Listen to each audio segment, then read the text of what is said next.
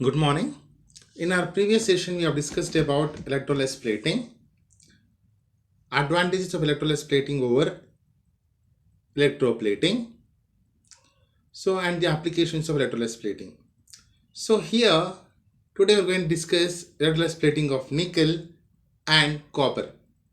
So the articles to be plated with nickel or a substrate, so-called substrates, are neatly cleaned and then subjected to electroless plating. So since there is no anode here, the articles are called as substrate. The substrate is put in the plating bath solution or the so-called electrolyte. The composition of plating bath is as follows. It contains the source of metal. Usually use source of metal as soluble salts of the metal. Usually chloride and sulfates are the more soluble salts of metal. So here you are going to use nickel chloride as soluble salt of the metal or source of the metal. And very important thing other than source of metal is the reducing agent, because reducing agent itself it will give electrons. Without electrons, reduction will not occur. Electroless plating is highly impossible. So sodium hypophosphite is the reducing agent. Buffer is acetate, sodium acetate. pH is maintained around 4 to 5. Complexing agent, sodium succinate. Temperature 45 to 60 degrees Celsius. And cathode or the substrate is the article which is pre-treated. Pre-treated means which is catalytically activated. So what is this complexing agent? I'll tell you in our next slide during our discussion. So the article to be plated electrolessly using nickel is kept like this as shown in the diagram. The nickel chloride along with the reducing agent and with the complexing agent, everything is put in the electrolyte bath solution. So when reducing agent is there, what happens? The reducing agent undergoes what reaction? Oxidation. Reducing agent undergoes self-oxidation. So phosphate, sodium hypophosphate undergoes oxidation to give 2 electrons. So as sodium nickel chloride is a soluble salt, it gives Ni2 plus and Cl minus. Thus, Ni2 plus will accept the 2 electrons liberated by the hypophosphate and undergoes reduction, and this reduction occurs only on the surface of the substrate as shown here in the diagram. So now the question is, why are adding complexing agent? So the complexing agent used here. So why it is used? So Ni2 plus 2 electrons can undergo reduction anywhere in the electrolyte bath solution, isn't it? Because 2 electrons are also present in the bath. Ni2 plus is also present in the bath. But our main purpose is it should undergo on the surface of the substrate itself. So the complexing agent serves this purpose. As soon as Ni2 plus is released, so the complexing agent will form a complex with the nickel and it will release the nickel only on the surface of the substrate. So the nickel will be present only on the surface of the substrate. So the electrons will move towards the substrate and the reduction reaction occurs only on the surface of the substrate. So in the reaction, it is very clear that as the electroless plating proceeds, the H plus ion concentration increases. As the H plus ion is produced, the reaction, the pH will decrease. So in order to maintain the constant pH, as you have discussed, pH should be 4 to 5. So therefore, we are adding the buffer. It is sodium acetate is added in order to maintain constant pH. Sodium succinate is the complexing agent. Sodium acetate is the buffer. So next, what are the applications of this? So it is mainly used for wear resistant surface. Nickel coating on aluminum improves the solid durability. It is used in coating polymers, decorative knobs, in hi-fi equipment, stops on bottles. In our day-to-day use, where nickel coatings are used, so we have got well decorative refrigerators, washing machines, etc. Right? We have flower decorations, pink color, red color, blue color, veracities of refrigerators colors we are available. So if that color goes on the refrigerator or washing machine, the washing machines or refrigerators are made up of what? It is made up of metal, right? On that we are going to give color. So before giving color, we're going to give a nickel coating. On the surface of that, we're going to coat what? We're giving the color, whichever color you may like. So if the color goes off and when the refrigerator is working or washing machine is working, if we touch it, we will not get any current shock. Even after the color, nickel coating is protecting us from connecting with the iron. So even after the nickel coating goes, if you touch the working refrigerator or washing machine, then you get the current shock. So nickel coating is given a undercoat for refrigerators and washing machines. Small machineries parts which cannot be electroplated is also given electroless. It is also can be plated using electroless plating.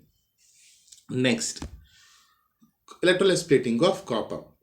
So copper is very important. Without electroless plating of copper, whatever devices which you are using, how I am communicating now with the device, that cannot be existed. Electroless plating of copper is very important because it is having a very wide application in PCB. So what is PCB? We will discuss that later. So the surface of the article or the substrate which undergoes electroless plating of copper is cleaned to remove oil and grease, and if the substrate is an insulator, then it is dipped in stannous chloride and palladium chloride in order to make it catalytically active. So the electrolyte bath solution, it contains the source of the metal, that is copper sulfate. So as I told you, chloride and sulfate salts are usually are more soluble than carbonate and bicarbonate salts. So then the reducing agent is very important. Reducing agent here used as, it is formaldehyde. Complexing agent, same application. Why complexing agent is used? Same thing you are going to use here also. It is ethylene diamine tetraesteric acid, buffer, sodium hydroxide, temperature 25 degrees Celsius, pH 11. Under these conditions, electroless plating of copper occurs. So the formaldehyde undergoes self-oxidation to give formate ion, 2 electrons and water. So whatever electrons are obtained during the oxidation of formaldehyde will be accepted by the Cu2 plus ions which are present in the electrolyte bath or plating bath solution, where Cu2 plus undergoes reduction to give you copper. So this copper will be plated on the surface of the substrate. So as usual, EDTA is a complexing agent. The same purpose, whatever is used there, the same purpose will be used here also. Okay. So applications of copper electroless plating is used in PCBs, used in plating insulators, in producing through-hole connections. What is through-hole connections? We'll see here. Next. So it is mainly used in manufacture of PCBs. What is PCB? It is a printed circuit board. What do you mean by printed circuit board? If you open your motherboard, motherboard most of you might have seen. If you open your CPU, you'll have a green colored plates, right? That is called as PCB. Okay. So in olden days, so you used to have a huge televisions, used to have a very huge, radios. But now the contribution of PCB and the contribution of nanotechnologies brought down the television, and the technology improved so much that the contribution of majorly because of the contribution of nanotechnology and PCBs, the television size is reduced as well as the radio size is also reduced. You can carry your radio in this pen, isn't it? Your mobile also you can see the radio, right? So what is this PCB? So earlier, so the PCB, so you'll have earlier in your radios, used to have different circuits. So each circuit used to be connected either in series or parallel separately for each circuit. So now all these 5 to 10 circuits will be having in one PCB.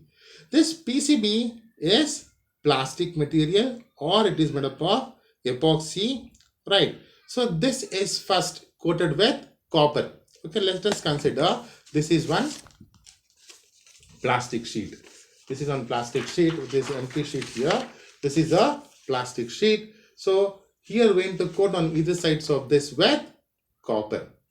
On this you're going to print a circuit. So this is I'm going to print the circuit. Can you see? This is the circuit I'm going to print using etch resistant chemical. What is etch resistant? I'll tell you.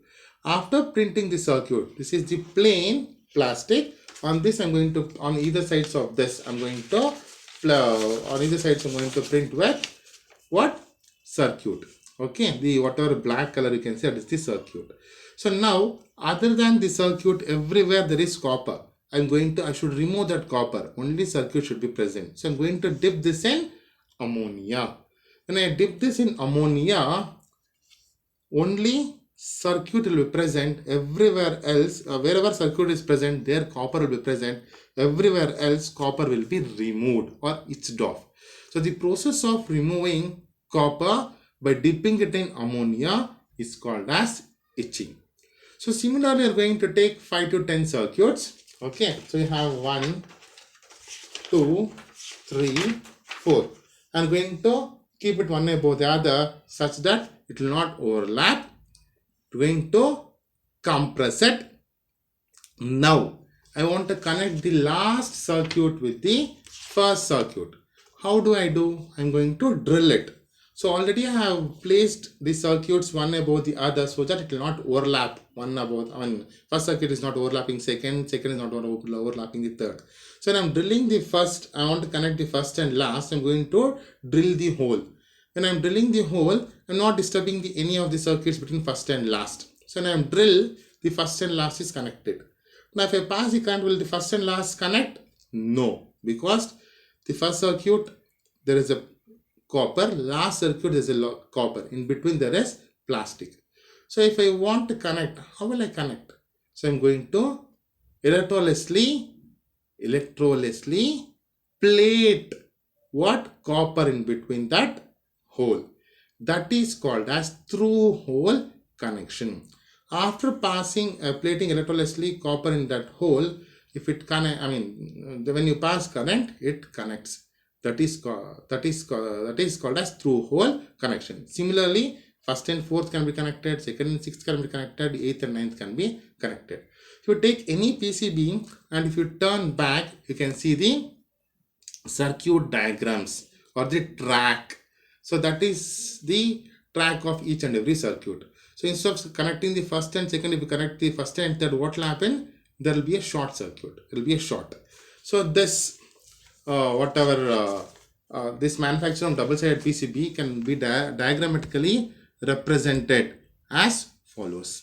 It is diagrammatically represented. Various steps involved is shown here.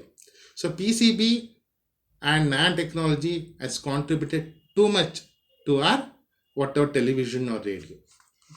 Thank you.